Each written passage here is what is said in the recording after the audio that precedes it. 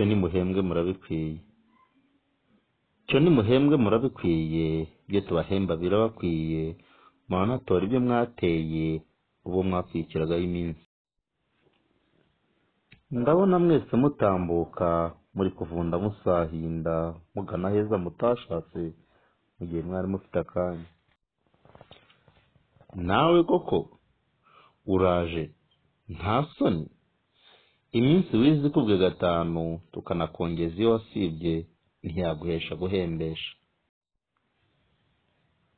Gusa ubwo waje ufite akamwenyu ntitwakwima ku byo wateye, fata ripiti isubira neza mu byo watsinzwe mu wa 5.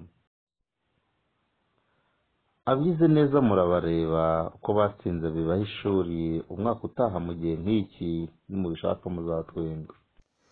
Cyo nimutahe vuba na bwangu, ndabona hijimye bidasanzwe, nimunatinda mumenye yuko iyo mbona iraza kubaha ikigwa.